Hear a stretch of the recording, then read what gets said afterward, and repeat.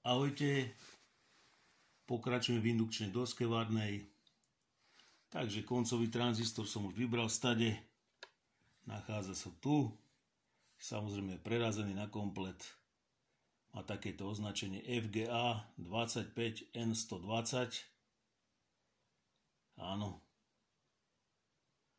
Podľa výrobcu tento tranzistor znesie pri 25 stupňoch 312 W maximálne, pri 100 stupňoch 125 W. Tak jednoznačne vychádza, akože je poddimenzovaný výkonovo určite. Takže tranzistor je vonku, tu je odpojená aj tá cievka, komplet všetko.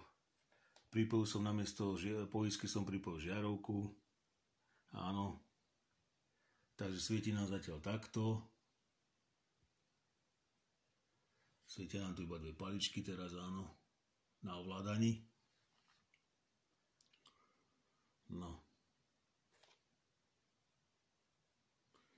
Keď si to spustíme, tak sa nám to na chvíľku rozbehne a potom nám tu začne písať nejakú chybu E5. Ale je to možno aj tým, že nie je pripojená cievka, áno.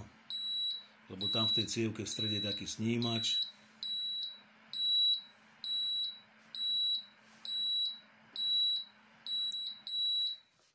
Podarilo sa to vypnúť. V strede tej cievky je taký snímač.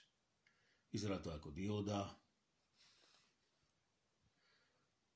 Takže treba skúsiť vymeniť ten tranzistor, ktorý je komplet prerazený.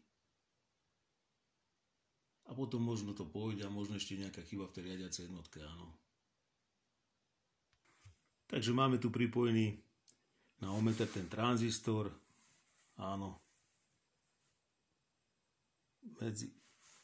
Áno.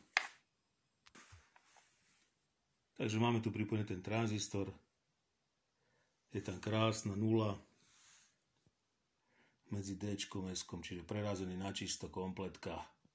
Ešte dokonca prerazený aj na riadiacu elektródu.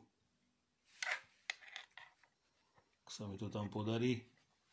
Áno, dal som na riadiacu elektródu, tam máme nejakých 11,3 ohmu.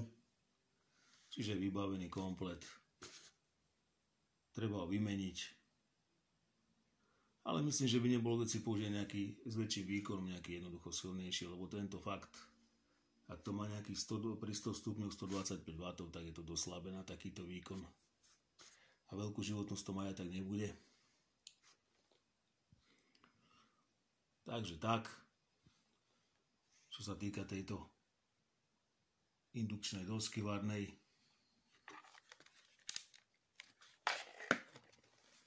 Takže ešte ten pokus. Štart. Tu sa nám rozbehne, chvíľku to reaguje a začne pípať, ten kód je 5. Čiže treba s tým ešte niečo porobiť. Skontrolovať tú riadiacu elektroniku. Dobre. Takže ďakujem všetkým za vašu pozornosť, za vaše odbery a lajky. Ahojte.